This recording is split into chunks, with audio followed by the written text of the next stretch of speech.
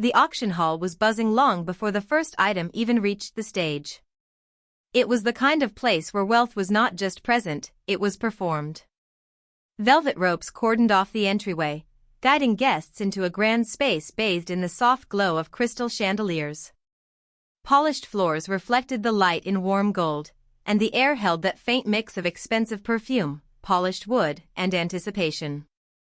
Every table, every seat seemed to hum with quiet conversations, the kind that held more weight in tone than in words.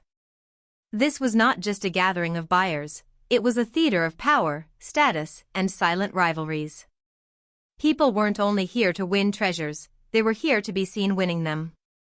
The crowd was a collage of luxury. Designer gowns brushed against tailored tuxedos, glittering jewelry catching every flicker of light like tiny flashes of lightning. Watches worth the price of a car peeked from beneath crisp cuffs, and handbags were as much a statement as any bid.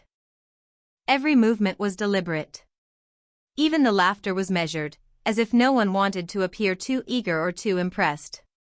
Servers moved like shadows, refilling champagne flutes before the last drop could settle, offering hors d'oeuvres on silver trays with practiced discretion. The auctioneer's podium stood at the center like an altar, elevated just enough so that no expression could escape his view.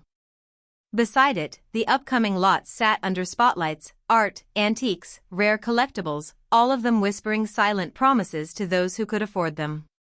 The catalogs were heavy, bound in embossed leather, each page a small reminder of the stakes at play. Guests flipped through them slowly, marking their targets, exchanging glances with their companions in subtle negotiations. There was a certain unspoken hierarchy in the seating arrangement. The front rows were occupied by the most influential bidders, those whose reputations were almost as intimidating as their bank accounts. They had earned these spots through years of attendance, enormous spending, or simply by belonging to the right circles. Behind them, the middle rows held a mix of rising elites and occasional enthusiasts, serious enough to bid, but not guaranteed to win. The farthest seats, near the edges of the room, were for onlookers, dealers, and hopeful collectors, often watching the drama unfold without much intention of participating. In these circles, money was only part of the story. Reputation mattered just as much, if not more.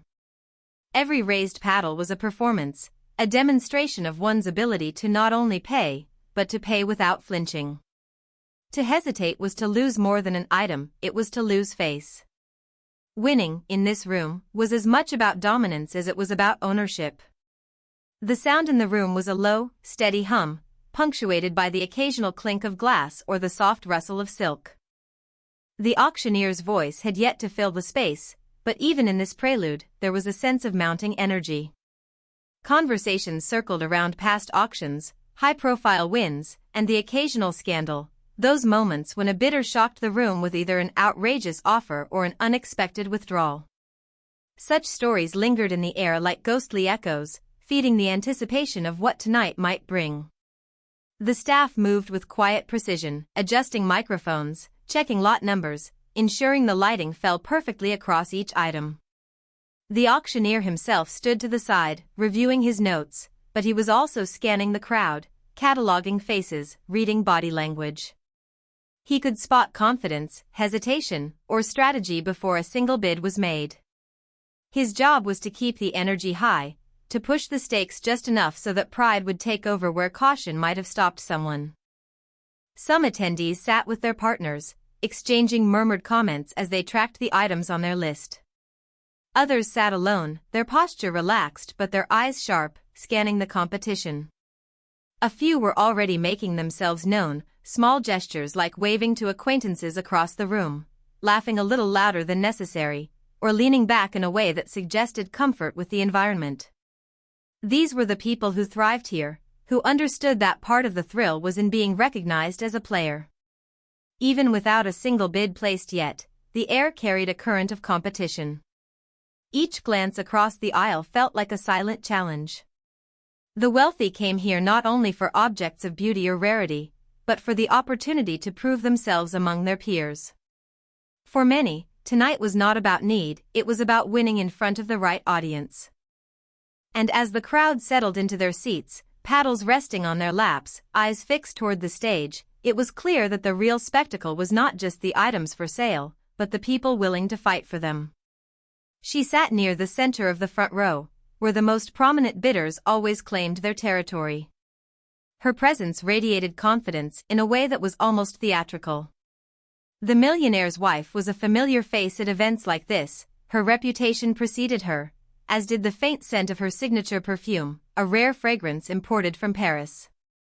Her dress was an impeccably tailored piece from a designer whose name alone could buy a small car, its deep emerald fabric shimmering under the chandelier's light. A diamond necklace rested neatly against her collarbone, each stone catching the room's glow with almost calculated precision.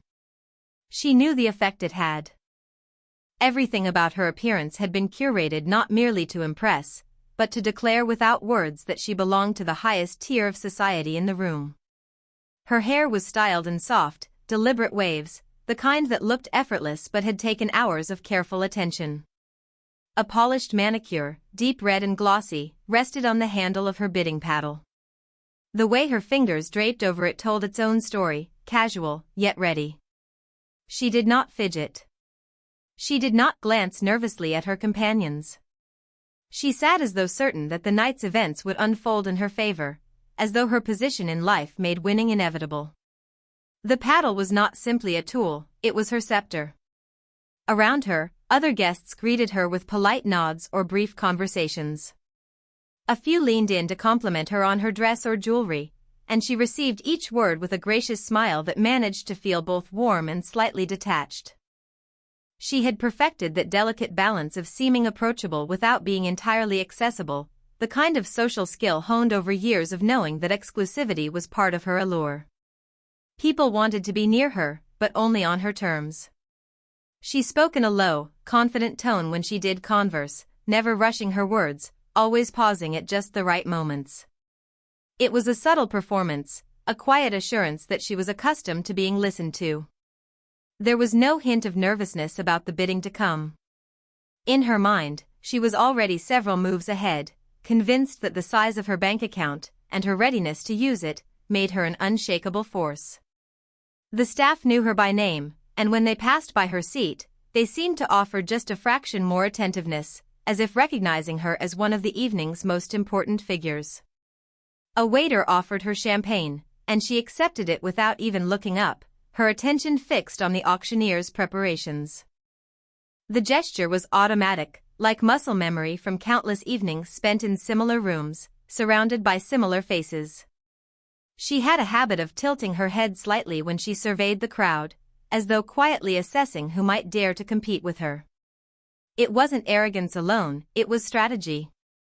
She understood that confidence could be as much a weapon as money in a bidding war. If she could unsettle a rival with nothing more than a steady gaze, she considered it a victory before the bidding even began. Her composure was deliberate, her expressions carefully chosen. In this environment, she was in her element. She glanced at the auction catalog in her lap, a gold pen marking the lots she intended to win. Each mark was quick and decisive, a reflection of how she approached these events. There was no hesitation, no weighing of options. She knew what she wanted, and she believed there was nothing, not another bidder, not a higher price, that could keep her from getting it. She had done this before. She had walked into rooms like this, claimed what she desired, and walked out with the air of someone who had merely collected what was rightfully hers. Every so often, she would exchange a look with her companion seated beside her, a subtle nod or a faint smile that communicated volumes. They were small affirmations, reminders that they were here to dominate, that the game was theirs to play. It was not about the monetary value of the item as much as it was about the statement made by acquiring it. She thrived on the performance, on the idea that others in the room would watch her win and remember it later.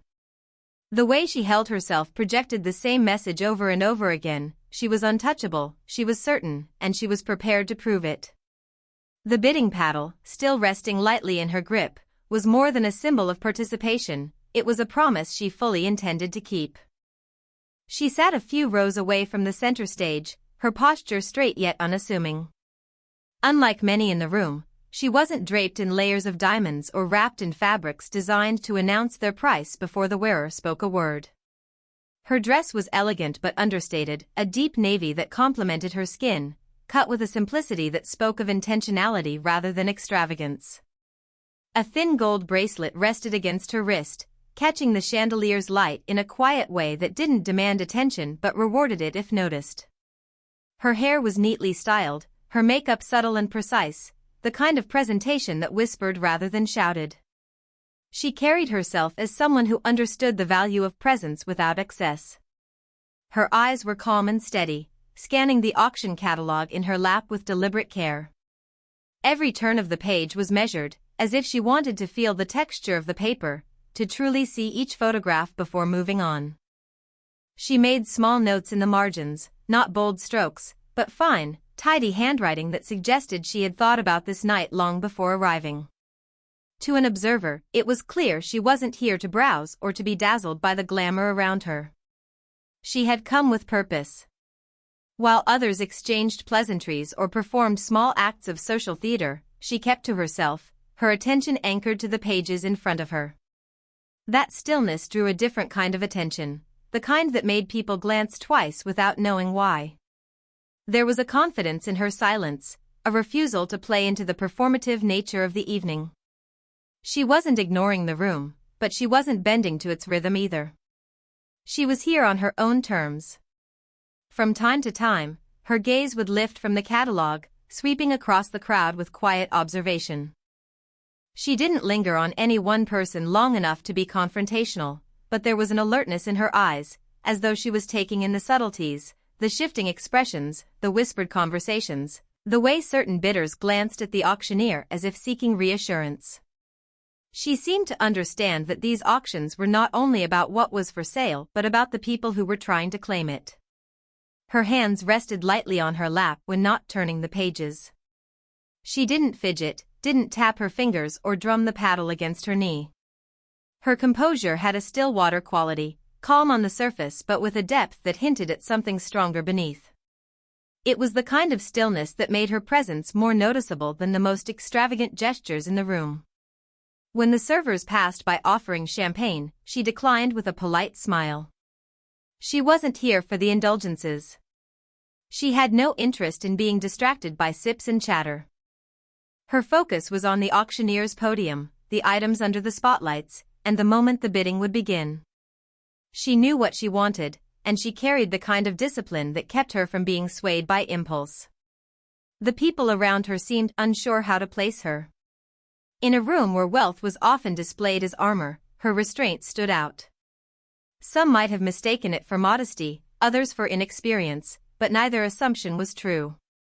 The way she carried herself suggested experience, not necessarily in flaunting money, but in navigating spaces where perception and reality often clashed. She understood that sometimes the most powerful position was the one that didn't feel the need to announce itself. Even her seat choice spoke to her approach. It wasn't in the back, where she would be an observer, nor in the coveted front row, where her presence might be read as a challenge before the bidding even began. She had chosen a position where she could see the stage clearly, watch the other bidders, and enter the competition at precisely the moment she chose. There was strategy in that choice, a quiet preparation that hinted she was not only ready but unwilling to be rushed. She kept her paddle resting flat on the catalog, her fingertips lightly against its edge. It was a small gesture, but one that carried weight. It said she was here to participate, not to spectate, but that she would do so when she decided the time was right. There was no visible tension in her, no nervous glances or shallow breaths. Instead, she sat as though she had all the time in the world, as though she knew that patience could be as sharp a weapon as money in a room like this. The auctioneer's voice cut through the low hum of conversation, sharp and commanding, drawing every eye toward the podium. The first few items had moved quickly, the bidding smooth and predictable, but when the lot in question was wheeled forward under a bright wash of light, the energy in the room shifted. Heads turned. Conversations stopped mid-sentence. The item wasn't just valuable, it was rare, layered with history, and the kind of piece that carried the weight of prestige along with its price tag. It was the kind of acquisition that would be remembered, the kind that could subtly alter the balance of social standing among those present. The auctioneer began with a confident flourish, naming the starting bid, his voice buoyant but precise. A few paddles lifted immediately, small ripples on the surface of what everyone suspected would become a storm. The millionaire's wife was among the first to raise hers, her movement smooth, almost lazy, as if to signal that this was merely the opening act of her performance. Across the room, the black woman remained still, her eyes fixed on the podium, her paddle resting quietly in her lap. As the price inched upward, more paddles entered the air, and the rhythm of the auctioneer's voice quickened. The millionaire's wife barely glanced around. Each time someone countered her, she responded without hesitation, her paddle rising again before the auctioneer could even complete his call. Her expression was almost bored, as though this was simply a formality on her way to an inevitable win. The bids began to push higher, narrowing the field. One by one, the early contenders lowered their paddles, retreating with small smiles or faint shrugs, their interest outweighed by the mounting numbers. The room grew quieter, the focus sharpening on the remaining players. The wife kept her gaze fixed forward, her confidence radiating with every swift counter. Then, for the first time, the black woman raised her paddle. It was a small, unhurried movement, but it shifted the atmosphere. A few heads turned toward her, surprise flickering in their expressions. The auctioneer acknowledged her bid without missing a beat, his cadence never faltering, but there was an unmistakable spark in his eyes. This was the moment where the evening could transform. The wife's response was immediate, almost reflexive, her paddle slicing the air again as if to swat away any hint of competition. The price jumped, and the black woman raised hers once more, her expression unchanged, her movements steady. There was no grand display, no flourish. She simply participated, as though the escalating numbers were irrelevant to her resolve. The room began to hum again, not with chatter but with that electric undercurrent that comes when the stakes are climbing. The auctioneer's tempo rose with the numbers, each bid landing harder, each call punctuated by the slap of the gavel on the podium's edge. The two women became the center of gravity in the room, each lift of their paddles pulling all attention toward them. Back and forth they went. The wife's bids were quick, almost impatient, while the black woman's were measured, deliberate, as though she was refusing to be rushed. The contrast between them was striking, one bidding as if the win was already hers, the other as if she was prepared to let the moment stretch for as long as it needed to. Spectators leaned forward in their seats, their eyes darting between the two women. Whispers began to thread through the rows, questions about how far each would go, about whether the wife's confidence would hold if the numbers climbed beyond expectation. The auctioneer kept his voice strong and even, but there was a growing intensity in his delivery, the kind that pushed bidders to dig deeper, to ignore the quiet alarm of reason. The bids crossed a threshold where most in the room would have stopped. Yet neither woman showed signs of yielding. The wife's gaze had narrowed, her polite smile now replaced with a thin line of focus. The black woman's expression remained steady, her hand lifting at the exact moment it needed to, never sooner, never later. The increments grew larger, the numbers heavier. A faint tension began to show in the wife's movements, still confident, but now tinged with urgency. She no longer waited for the auctioneer's full call, she jumped in at the first breath of a pause, determined to keep control of the pace. The black woman did not match that speed. She held the rhythm she had chosen from the start, bidding only when it was her turn, never allowing the rush to dictate her actions. The air in the room had shifted from a controlled hum to a taut, vibrating tension. The auctioneer's voice was firm, deliberate now, each new number echoing with weight. The stakes had climbed well beyond the point where casual bidders dared to linger, and every eye was locked on the two women who remained locked in battle. The millionaire's wife sat forward slightly, her back still straight but her movements sharper, quicker. Her paddle rose without hesitation at each counter, as though to prove that she could and would outlast anyone. Her lips pressed into a tight line, the earlier air of effortless certainty now replaced by something more urgent. Across the aisle, the black woman remained composed, her posture unchanged, her paddle lifting with the same deliberate timing she had maintained since entering the fray. There was no visible strain in her expression, no flicker of doubt or frustration. Each bid she placed seemed to land with quiet precision, cutting through the tension like a well-aimed stroke. It was not bravado, it was control, the kind that unnerved opponents because it left no clue as to limits.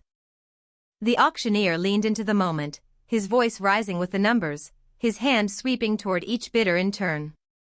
He knew he was no longer selling an item, he was orchestrating a contest, feeding the energy with his pacing. The gavel tapped rhythmically against the podium, not yet in finality, but as punctuation between bids. The wife's hand shot up again, pushing the price higher. The room let out a soft ripple, an audible reaction from those who could feel the tension tightening its grip. The black woman answered with a small, calm lift of her paddle, her eyes steady on the auctioneer, never glancing toward her opponent. The absence of acknowledgement was its own kind of statement, one that the wife could feel even without a look exchanged. The back and forth began to take on a rhythm of its own, with fast, slow, fast again, each woman trying to subtly set the pace. The wife's strategy was to press forward quickly, hoping momentum would shake the other's resolve. The black woman's strategy was to maintain her unhurried tempo, refusing to match the other's speed, ensuring that the battle stayed on her terms. The contrast only heightened the drama, making each moment of hesitation between bids feel like a stretch of silence in a crowded theater. People shifted in their seats, some leaning forward, others sitting back as though to watch the scene play out from a distance. The whispers had faded into a collective stillness. This was no longer just a bidding war, it was a test of endurance, will, and composure. Every raised paddle felt like a declaration, and every pause carried the weight of possibility. The auctioneer called out another number, higher now than anyone had initially expected. Without missing a beat, the wife's paddle went up again. Her companion beside her murmured something under their breath, but she didn't turn to respond. Her eyes were locked on the podium, her breathing just slightly heavier than before. She was committed, but commitment was starting to show its cost. The black woman's paddle lifted once more, steady as before. The auctioneer nodded to her, his voice ringing with a tone that seemed almost to encourage the duel to continue. The price climbed again, and now the increments felt steep. The audience began to sense that the peak was approaching, that one of the two would have to yield, though no one could yet tell who it might be. The wife's expression hardened. She shifted slightly in her chair, crossing one leg over the other, her free hand tightening against her lap. Her bids were still immediate, but now there was a quick glance toward the auctioneer after each one, as though seeking confirmation that the moment of victory was near. Still, the black woman didn't falter. Her responses came at her own pace, not dictated by the other's urgency.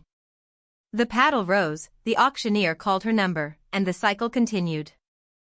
The room could feel the tension coil tighter with every exchange. The numbers now sat in a range that left most spectators quietly calculating the reality of such a purchase. But for the two women, the calculation was no longer about the monetary value of the item, it was about the significance of winning, the social and personal weight of walking away with the prize. The wife's jaw tightened each time her bid was matched, while the auctioneer's voice rang out with the next figure, a number that seemed to hang in the air longer than the ones before it. The millionaire's wife tightened her grip on the paddle, her knuckles whitening slightly. She hesitated for the first time that evening, the pause small but enough for those watching closely to notice. The room seemed to hold its breath, waiting to see if her confidence would hold. Across the aisle, the black woman sat unmoving, her eyes steady on the auctioneer, her paddle resting lightly in her hand as though she had been here many times before. The pause stretched, and then, finally, the wife lifted her paddle again, pushing the bid higher. Her voice was inaudible under the auctioneer's call, but her expression told the story. She was pushing forward, determined to claim the prize she believed was hers. The auctioneer barely gave her time to settle before turning his attention to the other side of the room. The black woman responded without delay, her movement precise, almost serene, as if the number meant nothing more than the last. A murmur rippled through the audience. It was clear now that this wasn't just about an object. It was about pride, about proving something to themselves and to everyone watching. The millionaire's wife leaned forward, her eyes narrowing. The black woman stayed upright and composed, her stillness making her seem like an anchor in the middle of the storm. The next bid came from the wife, but it was slower this time, her hand rising with less certainty than before. The black woman countered immediately, her pace unchanged. The auctioneer's tone grew sharper, his tempo slowing just slightly to let the weight of the moment build. He was in no hurry to bring this to an end. Whispers began to reappear among the onlookers. Some speculated about how high the wife was willing to go. Others wondered if the black woman had already decided her limit, or if she had no limit at all. In a room where appearances meant everything, the calm of one woman and the growing strain of the other created a visible imbalance. The wife's lips pressed into a thin line. She adjusted her posture, uncrossing her legs, as if preparing for a final push. The auctioneer called the next figure, one that drew a collective intake of breath from the crowd. The wife's eyes flicked toward the stage, then quickly to her companion. A brief exchange of glances passed between them, but she lifted her paddle again. Her shoulders, however, were not as square as before. The black woman's paddle followed shortly after, the movement as smooth as it had been at the start. The back and forth that had once been brisk now slowed, each bid carrying more weight, more consequence.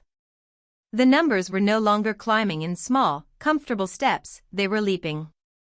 The wife was still bidding, but the ease was gone. She glanced around the room now, perhaps looking for silent approval, perhaps for a sign that the other woman was nearing her end. None came. The auctioneer's gaze swept between them, sensing the imbalance shifting. His call for the next bid landed like a challenge. The wife hesitated again, this time longer, her fingers tapping lightly against the paddle's handle. The black woman sat motionless, her expression unreadable, the kind of composure that made it impossible to guess whether she was nearing her limit or simply waiting for the moment to deliver her final move. The wife's paddle lifted again, but it was a slower, almost reluctant motion. The black woman responded without a change in pace, her focus unwavering. That contrast, the tightening urgency of one and the steady patience of the other, was becoming impossible to ignore. The audience leaned into the unfolding drama, their attention fixed on the space between the two women. The auctioneer's voice carried over the silence, announcing the next figure with a deliberate clarity. The wife looked at the paddle in her hand as if weighing it, her chest rising and falling more noticeably now. The black woman remained still, waiting. The pause that followed stretched longer than any before, the kind of pause that pulled the entire room to the edge of its seat. Black woman's calm seemed unshaken, her breathing even, her focus unbroken.